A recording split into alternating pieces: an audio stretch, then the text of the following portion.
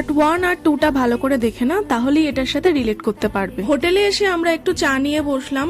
রুমে যা চায়ের উপকরণ ছিল সেটা দিয়ে বানিয়ে নিয়েছিলাম, আর এর সাথে আমরা অর্ডার দিয়েছিলাম চিকেন পকোড়া। ব্যালকনিতে বসে গল্প করতে করতে আমরা পকোড়াটা খাচ্ছি, আর তারপরে একটু এদিক ওদিক করে আমরা বেরোলাম ডিনারটা অর্ডার দিতে, কারণ আমাদের রুমে কোনো ফোন ছিল না।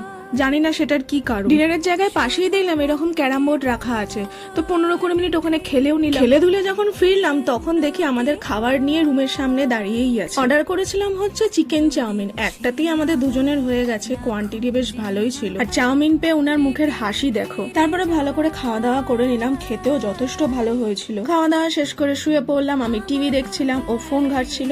এইভাবেই সেই দিনটা আমাদের শেষ। পরের দিন আমরা সকাল 8টা কি 8:30টার দিকে উঠলাম, ফ্রেশ হলাম, তারপর চললাম ব্রেকফাস্ট করতে। ব্রেকফাস্টে আমাদের কমপ্লিমেন্টারি। ঢুকেই দেখি ব্রেকফাস্টে লুচি ঘুগনি আছে, যেটা আমরা সকালবেলা একদমই পছন্দ করি না, তাই জন্য ধোসা অর্ডার দিলাম, আর তার সাথে ডিম আর কিছু ফ্রুটস খেয়ে ব্রেকফাস্টটা কমপ্লিট করলাম। তারপরে চা হাতে নিয়ে চলে গেলাম রুমে। তারপরে রুমে গিয়ে সমস্ত কিছু ভালো করে গুছিয়ে 10:30টার দিকে আমরা চেক আউট করে নিলাম। তো আবার দেখা হবে পরের কোনো ট্রাভেল মিনি ব্লগে, ততদিনের জন্য টাটা।